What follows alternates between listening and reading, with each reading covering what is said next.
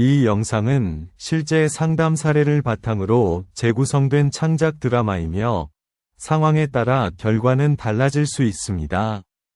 정확한 판단은 전문가 상담이 필요합니다. 개인 회생 변제금 52만 원. 딱 이 금액만 빠져나가야 하는데 통장에서 15만 원이 더 빠져나갔습니다. 학원비 자동이체를 깜빡한 거였죠. 그런데 사흘 후 법원에서 전화가 왔습니다. 월요일 오전 대형마트 직원 휴게실 휴대폰 보며 이거 어떡하지? 지현 씨, 무슨 일 있어요? 얼굴이 왜 그래요? 억지 웃음 아니에요? 아무것도 아니에요. 그냥 집에 일이 좀 요즘 힘들어 보이는데 괜찮아요? 네, 괜찮아요. 일 들어가야겠다.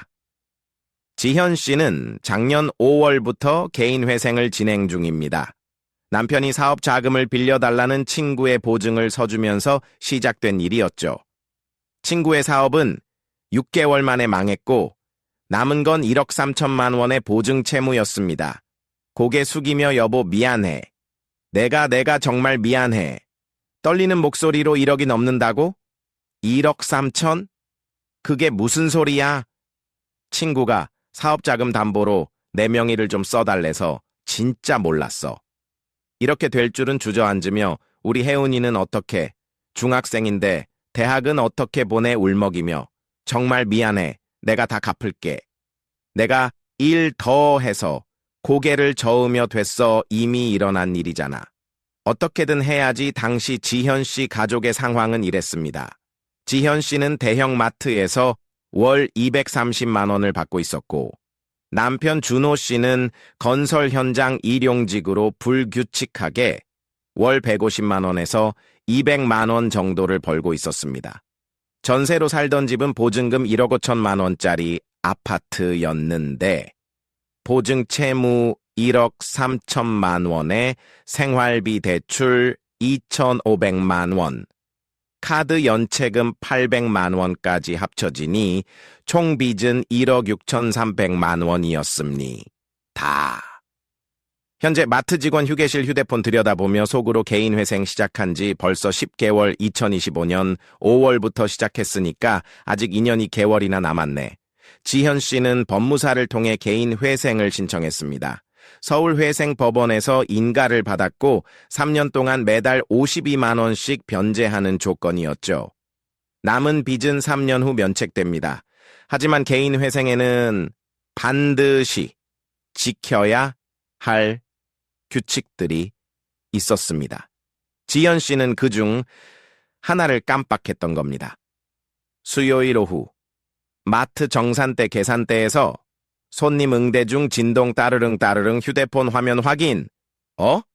서울회생법원? 저기요. 계산이요. 죄송합니다. 바로 해드릴게요. 법원에서 전화가 온 건 처음이었습니다. 개인 회생 인가 받을 때 한 번, 첫 변제금 납부 확인할 때 한 번, 그 후로는 연락이 없었는데 휴게 시간, 화장실 앞 복도 전화 걸며 여보세요? 서울회생법원이라고 부재중 전화가 네. 채무자 신지현 씨 맞으시죠? 회생사건 조사관입니다. 긴장하며 네. 맞습니다. 무슨 일이신지 지난달 통장 내역 확인했는데요. 변제금 외에 15만 원이 추가로 지출됐네요. 학원비 자동이체로 나간 거 맞으시죠? 식은땀 흘리며 네. 그게 깜빡하고 자동이체 해지를 못했습니다. 개인 회생 중에는 모든 지출이 관리 대상입니다. 특히 사교육비는 법원 허가 없이 지출하시면 안 돼요. 죄송합니다. 진짜 몰랐습니다. 애가 중학생이라 학원을 일단 이번 주 금요일까지 소명 자료 제출해 주세요. 학원비 필요성과 가계 상황 설명하는 서류요. 네, 알겠습니다. 그리고 자동이체는 즉시 해지하시고요. 앞으로 정해진 변제금 외 지출은 반드시 사전에 법원에 보고하셔야 합니다. 떨리는 목소리로 혹시 이것 때문에 개인 회생이 취소될 수도 있나요? 상황에 따라 다릅니다.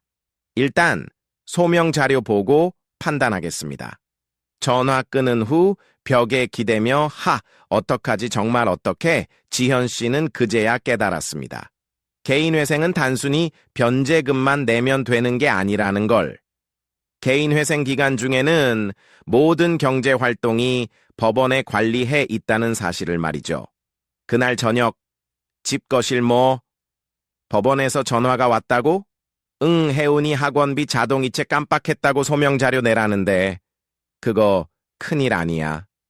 개인회생 취소되는 거 아냐?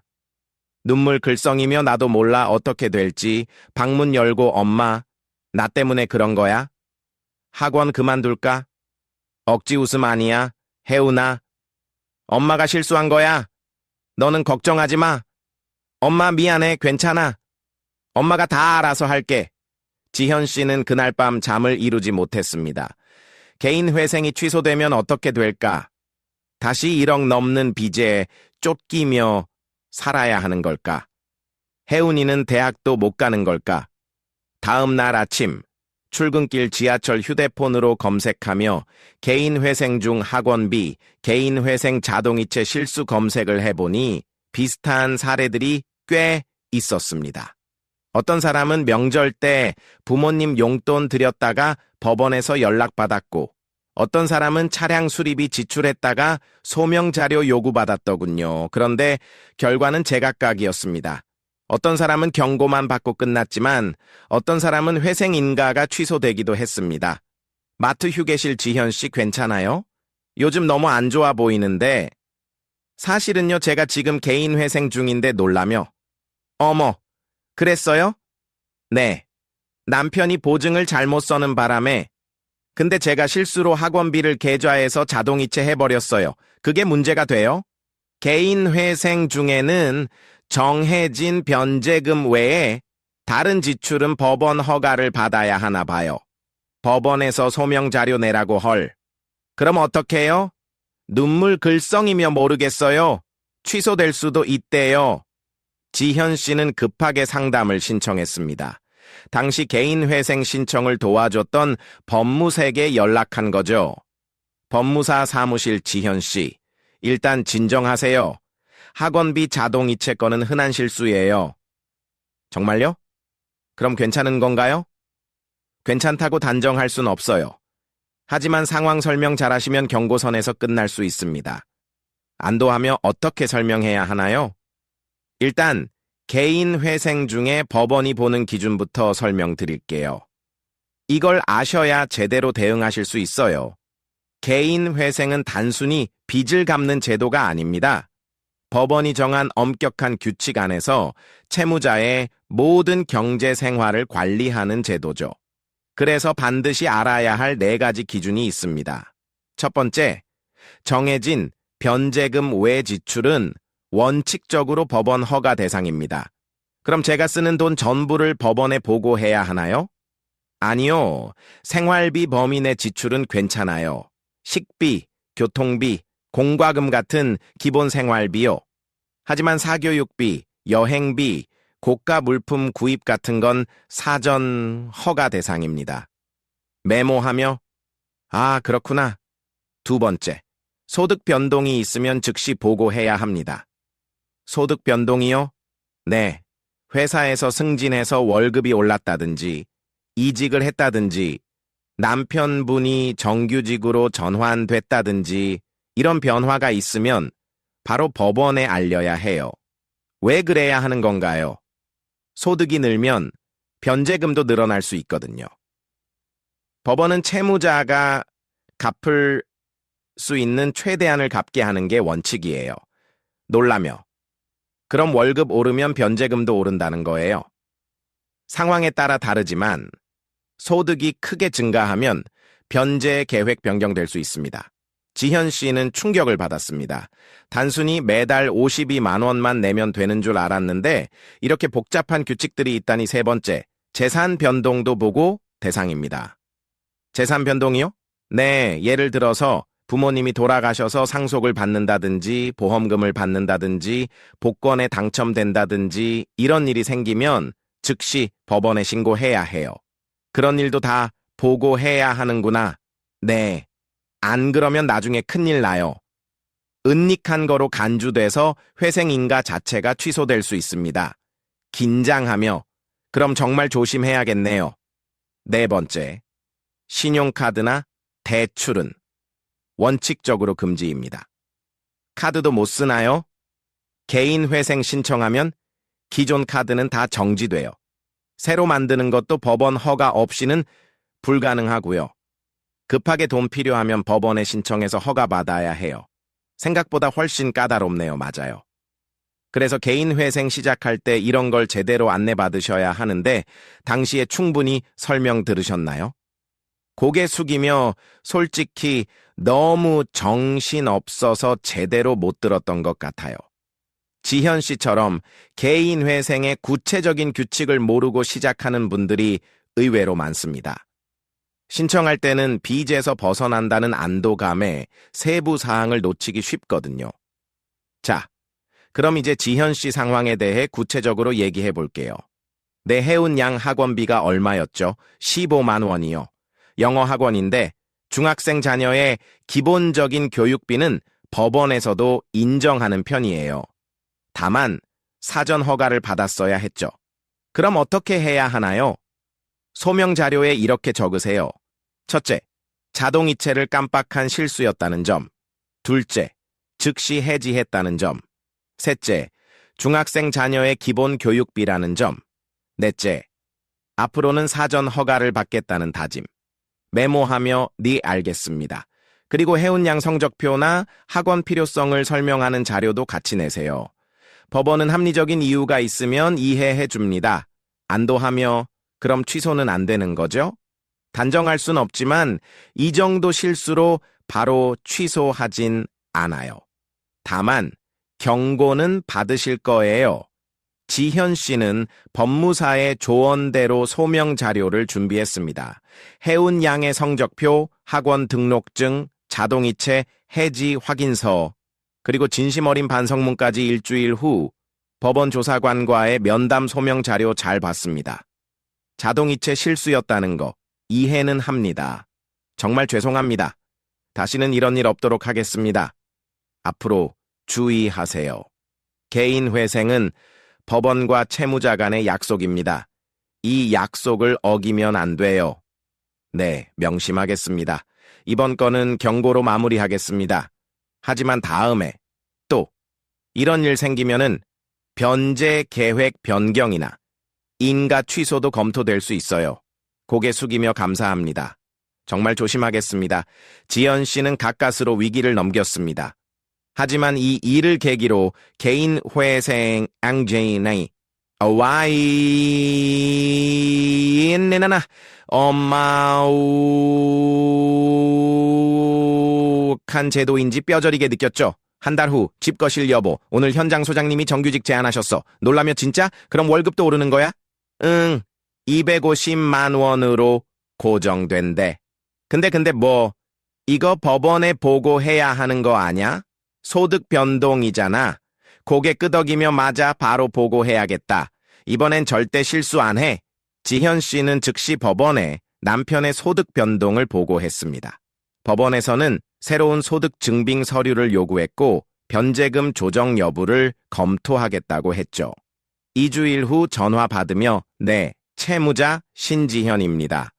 소득 변동건 검토 결과 나왔습니다. 변제금은 기존대로 유지됩니다. 정말요? 올라가는 거 아니에요? 남편분 소득이 늘긴 했지만 기본 생활비를 고려하면 현재 변제금 수준이 적정하다고 판단됐습니다. 안도하며 감사합니다. 지현 씨는 다행이라고 생각했습니다. 소득이 늘었지만 변제금은 그대로였으니까요. 하지만 법원에 제때 보고했기 때문에 문제가 없었던 겁니다. 만약 숨기고 있다가 나중에 발각됐다면 신의성실 의무 위반으로 회생 인가가 취소될 수도 있었습니다. 딸 혜운의 방 엄마. 나 학원 계속 다녀도 돼? 응. 법원에서 허가 받았어. 앞으로는 문제 없어. 엄마 미안해.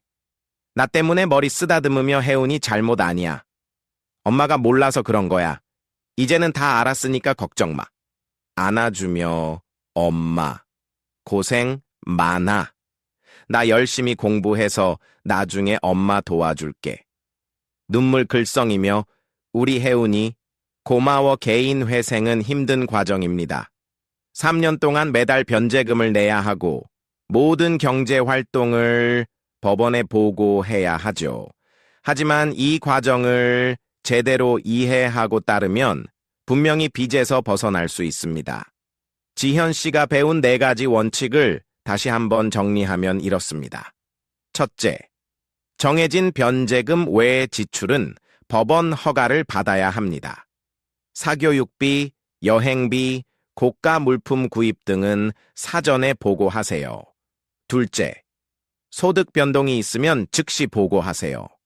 승진, 이직, 정규직, 전환, 부업, 시작 등 모든 소득 변화를 알려야 합니다. 셋째, 재산 변동도 보고 대상입니다. 상속, 보험금, 증여 등 예상치 못한 재산이 생기면 숨기지 말고 신고하세요. 넷째, 신용카드나 대출은 법원 허가 없이 불가능합니다. 급하게 돈이 필요하면 법원에 신청하세요. 6개월 후, 마트 휴게실 지현 씨. 요즘 표정 많이 밝아졌어요. 웃으며, 그래요. 이제 좀 익숙해진 것 같아요. 개인 회생 생활에. 힘들지 않아요? 힘들죠. 근데 끝이 보이니까 참을만 해요. 2년 4개월만 더 버티면 되거든요. 대단해요, 정말. 처음엔 막막했는데 이제는 규칙만 잘 지키면 된다는 걸 알았어요. 법원도 억지로 힘들게 하려는 게 아니라 제대로 갚을 수 있게 도와주는 거더라고요. 지현 씨는 이제 개인 회생 생활에 적응했습니다. 매달 52만 원을 정확히 납부하고 모든 지출을 꼼꼼히 기록하며 법원과 소통하는 법을 배웠죠. 힘들지만 2027년 5월이면 모든 게 끝납니다. 3년의 변제 기간이 끝나면 남은 빚 약 6천만 원은 모두 면책됩니다. 현재 집 거실 여보, 우리 3년 후엔 뭐 하고 싶어? 웃으며 혜운이랑 여행 가고 싶어. 제주도든 어디든 나도 오랜만에 편하게 외식이나 하고 싶다. 남편 손잡으며 할 수 있어. 우리 이미 절반은 왔잖아. 조금만 더 힘내자. 미안하고 고마워. 우리 같이 해나가는 거지 뭐. 엔딩 지현 씨처럼 개인 회생 중 작은 실수로 위기를 겪는 분들이 많습니다. 하지만 실수했다고 해서 무조건 취소되는 건 아닙니다. 제대로 소명하고 앞으로 규칙을 지키겠다는 의지를 보여주면 됩니다. 개인회생은 까다로운 제도이지만 동시에 정직한 채무자에게는 새로운 기회를 주는 제도입니다. 규칙을 정확히 이해하고 법원과 투명하게 소통하며 정해진 기간 동안 성실히 변제하면 반드시 빚에서 벗어날 수 있습니다. 혹시 여러분도 비슷한 상황이신가요? 개인 회생 중에 실수를 하셨나요? 아니면 개인 회생을 시작해야 할지 고민 중이신가요? 지금까지 사연 극장이었습니다. 비슷한 상황이라면 혼자 고민하지 마세요. 지금 상황에서 개인 회생 파산이 가능한지 영상 설명란의 카카오톡 링크로 편하게 물어보세요. 이 영상이 도움이 되셨다면 구독과 좋아요 부탁드립니다. 구독하시면 매일 새로운 사연을 만나보실 수 있습니다. 카카오톡이 불편하신 분은 영상 설명란의 상담 신청 폼으로도 편하게 접수하실 수 있습니다.